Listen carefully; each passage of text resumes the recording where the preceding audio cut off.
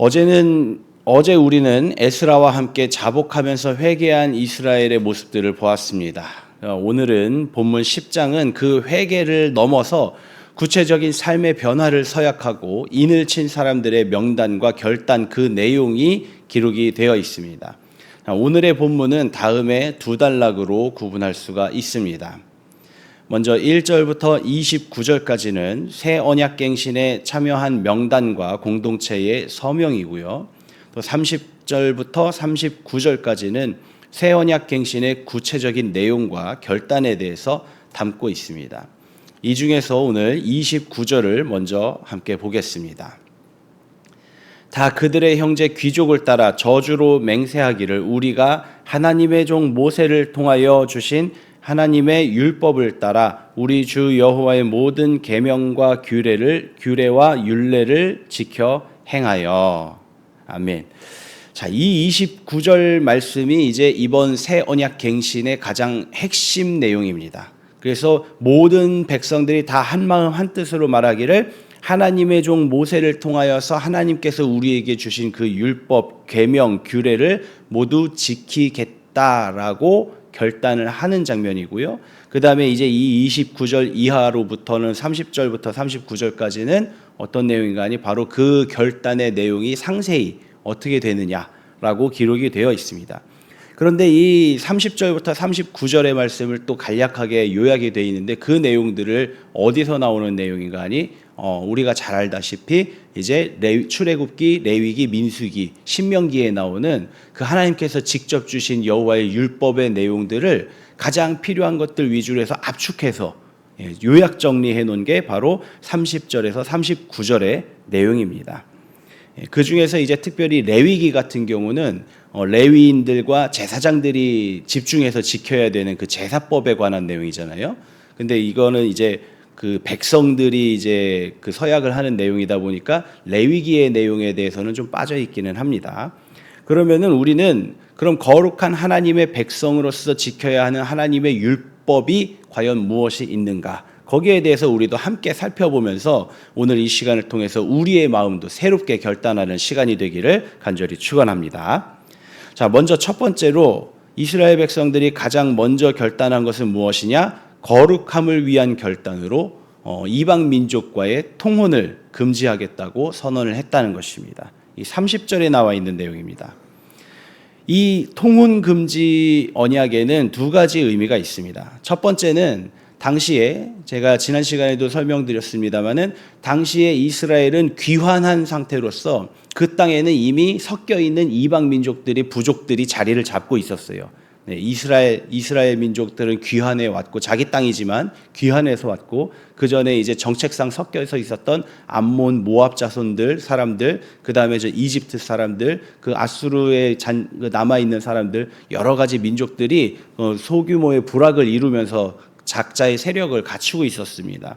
그 가운데서 이스라엘이 다시 복귀해서 오다 보니까 1차 귀환자들의 1세대들이 지나가고 2세대들이 이제 그 이방 민족들과 통혼함으로써 동맹을 맺었다라고 설명을 드린 적이 있습니다. 바로 이 혼인 동맹을 파기하겠다라고 공식적으로 선언한 것입니다. 이제 우리는 혼인 동맹을 파기하고 법적으로나 제도적으로나 사람의 언약으로서의 모든 우리의 안정을 추구하고 했던 방법들을 이제는 포기하고 온전히 하나님만 의지하겠다라고 결단을 하는 그런 장면이 되겠습니다. 또 이제 이 통혼 금지의 두 번째 의미는 바로 시내산에서 언약했었던 바로 그 첫 장면에서 나오는 본래의 의미입니다. 하나님께서 시내산에서 이스라엘 민족에게 말씀하시기를 너희는 내가 주는 저 땅에 가서 저 땅의 여자들을 데려오지 말고 저 땅의 사람들에게 자기 아들들을 주지 마라. 그렇게 이야기하신 이유가 뭐냐면은 그 뒤에 바로 설명이 나오는데 저 땅은 음란한 땅이고 범죄한 땅이고 그들의 백성과 그들의 문화가 너희들에게 혼입될까 두렵다. 그들의 종교가 너희들에게 들어올까 두렵다. 그래서 그것을 경계하기 위해서 절대로 통혼하지 말고 그들을 다 진멸하라라고 하나님께서 명령을 하신 것이죠. 바로 이 두 가지 의미, 이방의 민족과 문화가 혼입되는 것을 막기 위한 것과 그 다음에 모든 인간적인 노력과 방법들을 포기하고 하나님을 의지하겠다는 이 두 가지의 결단이 바로 통혼 금지 조약에 있는 것이죠. 사랑하는 성도 여러분, 오늘 우리도 환난에서 구원받는 이 이스라엘과 함께 새롭게 결단하시기를 바랍니다. 즉 세상의 방법을 의지하지 말고 하나님을 의지할 것과 세상의 향락, 문화, 물질 문화에 물들지 말고 하나님의 백성으로서 세상 사람들과는 구별되어 살아가는 그 거룩함을 스스로 결단하시기를 간절히 축원합니다. 이로 인하여서 하나님께서 우리와 함께 하시기를 또한 기도하시기를 바랍니다. 자, 두 번째 믿음의 결단, 믿음을 위한 결단입니다. 이로서는 주일 성수에 관한 내용이 바로 31절에 기록이 되어 있습니다. 두 번째 결단은 안식일과 안식년에 관한 내용입니다. 안식일은 간단히 한 단어로 설명하자면 멈춤입니다. 그리고 안식년은 회복입니다. 이 두 단어로 설명을 할 수가 있습니다. 세상의 삶을 위한 노동을 멈추는 것, 그래서 쉼을 허락하는 것, 나 자신도 쉼을 얻고 나와 함께하는 사람들에게 쉼을 허락해 주는 것, 그것이 바로 안식일의 의미입니다. 그리고 또한 모든 부채를 탕감하고 재산의 근본이 되는 땅을 그 민족들에게 환원해 주는 것, 그것이 바로 안식년이죠. 그래서 그것을 초기화함으로써 절망에 빠진 사람들에게도 회복의 기회를 주는 것, 억눌린 자들에게도 회복의 기회를 주는 것이 바로 안식년입니다. 우리가 여기서 주목해야 될 것은 무엇인가 하니 이 쉼과 회복은 돈 많은 부자나 권세자들보다도 가장 필요한 것은 억눌린 자와 가난한 자들에게 더욱더 필요했다라는 것이죠. 여러분 생각해 보십시오. 돈 많은 부자, 그래서 종을 여러 면 거느린 부자는요, 안식일이라고 해서 특별히 뭐 할 게 없어요. 어차피 다 해주잖아요. 나는 안식일이라고 그냥 가만히 있어도 됩니다. 평일에도 가만히 있잖아요. 음식들 다 차려주고 손발 다 씻겨주고 옷도 입고 벗는 것도 다 챙겨주고 하는데 뭐 안식일이라고 뭐 특별히 더 뭐 신경 쓸 게 뭐 있습니까? 다 알아서 해주는데요. 그런데 중요한 건 뭐냐? 하나님께서는 이 안식일에 대해서 뭐라고 말씀하셨냐면은 너와 너의 남종이나 여종이나 네 집에 거류하는 손님이라도 아무도 일하게 하지 말라라고 하나님께서 말씀하셨어요. 그러니까 이 안식일의 법은 부자와 권세자들을 위한 것이 아니라 가난한 자와 억눌린 자들의 것이에요. 그래서 그 가난한 자와 억눌린 자들에게 쉼을 허락해 주는 것이 바로 안식일의 의미입니다. 안식년의 회복도 마찬가지죠. 돈 많은 부자들은 어차피 자기 거 잃은 게 없어요. 오히려 더 많이 가져왔죠. 근데 그것들을 다 풀어서 빚을 탕감해주고 그 빼앗았던 땅을 내가 돈 주고 샀던 땅이라 하더라도 그것을 다시 돌려주는 것. 그게 바로 그 안식년입니다. 그래서 이 쉼과 회복은 가난한 자와 억눌린 자들에게 있어서 복음의 소식입니다. 회복의 약속이자 쉼의 약속이자 복음의 소식인 것이죠. 사랑하는 성도 여러분, 오늘 이 쉼과 회복이 가장 필요한 것이 바로 여러분입니다. 바로 우리입니다. 경제적 위기와 사회적 위기에 쫓기며 억눌려 살아가는 여러분에게 주님께서 말씀하시기를 내게로 와 쉬어라 라고 말씀하십니다. 그렇게 하는 것이 마치 우리는 큰 손해를 보는 것처럼 느껴질 수도 있습니다. 그러나 하나님께서는 분명히 우리에게 약속하셨고 그 약속을 이루시는 모습도 우리에게 보여주셨습니다. 안식일 전날 그러니까 날짜상으로는 이제 금요일이죠. 금요일 아침에 이스라엘 백성들이 광야로 나아가서 만나를 거둡니다. 그런데 다른 날은 2배로 걷어봤자 다음 날이면 다 상했어요. 벌레가 나서 못 먹었어요. 그러나 금요일 날은 2배로 걷도록 하나님께서 명령을 하셨고 2배로 걷고 난 다음에 그것을 보관해도 안식일에는 상하지 않도록 하셨습니다. 안식일에 먹을 것을 하나님께서 다 예비해 주셨다는 거예요. 뿐만 아니라 이스라엘 사람들이 사무엘의 지도하에 미스바에서 성회로 모여서 자기들의 죄를 탄원하면서 금식하면서 있을 때에 블레셋 사람들이 이스라엘 사람들이 집회를 하고 금식하고 있다는 것을 알고 쳐들어왔어요. 금식한 상황이기 때문에 지금이 모여있기 때문에 지금이 기회다 하고 블레셋이 쳐들어왔습니다. 그런데 어떻게 됐습니까? 이스라엘의 군대가 나서기도 전에 블레셋의 군대가 패망하게끔 만드신 게 바로 하나님이십니다. 하나님께서는 자기의 뜻을 지키는 자들에게 절대로 손해보게는 안 하신다는 것이죠.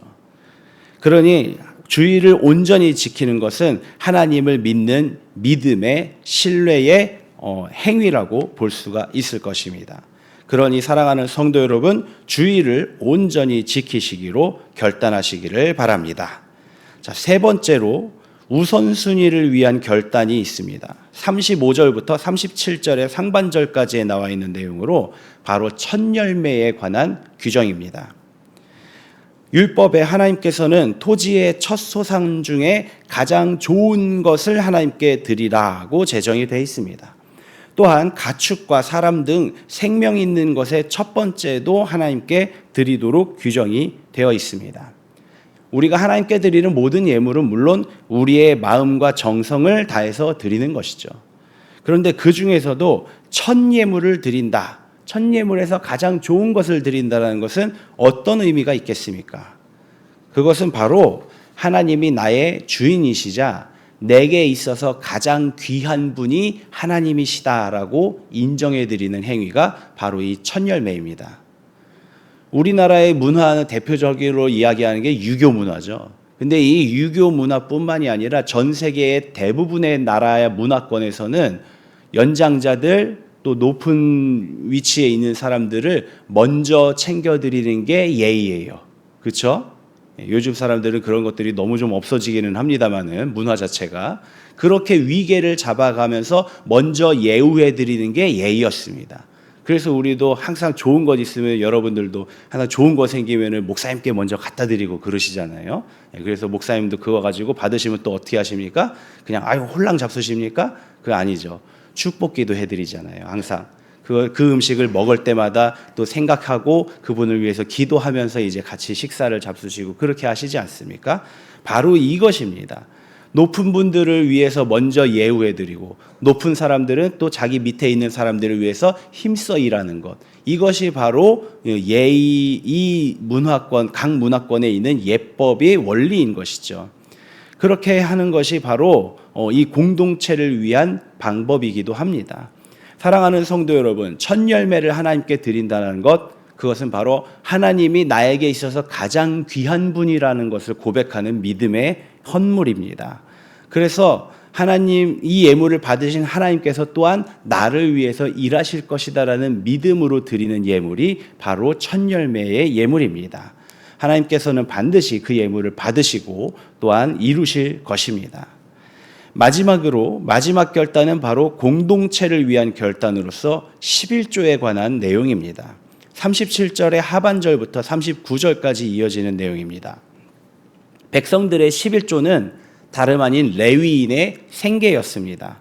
또 레위인의 11조는 제사장의 생계이자 성전 사업에서 이루어지는 사업들 중에 구제 사업, 가난한 자들, 억눌린 자들, 과부들, 고아들을 위해서 베푸는 구제 사업의 원동력이 바로 레위인의 11조였어요.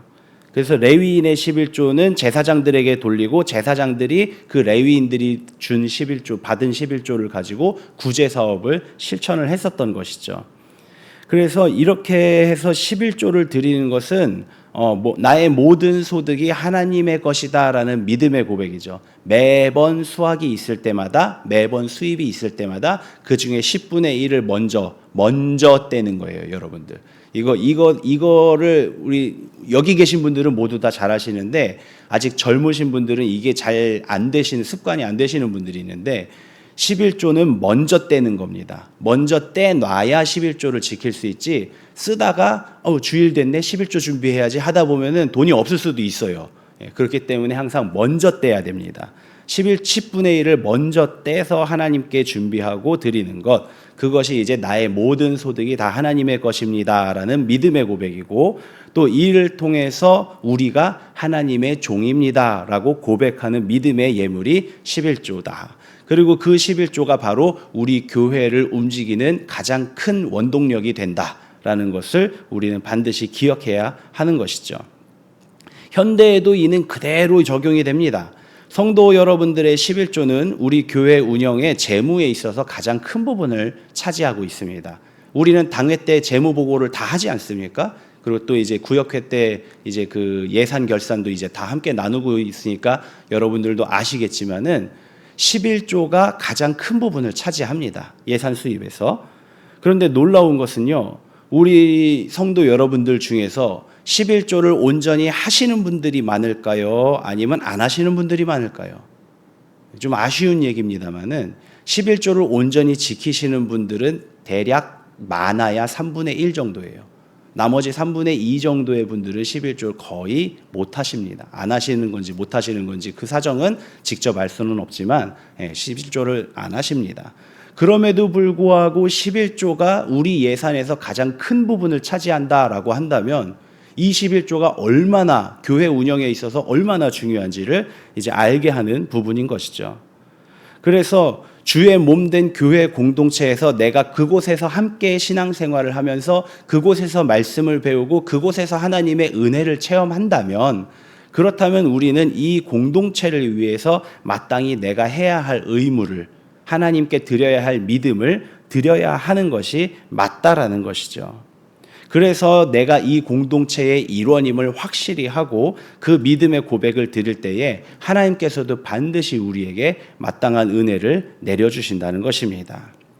그렇기 때문에 교회의 공동체에 대한 일원으로서 11조 생활을 온전히 지키면서 여러분들의 믿음을 고백하시고 또 하나님께서 이 믿음의 고백을 기뻐 받으시고 반드시 갚아주심을 믿으시기를 간절히 축원합니다.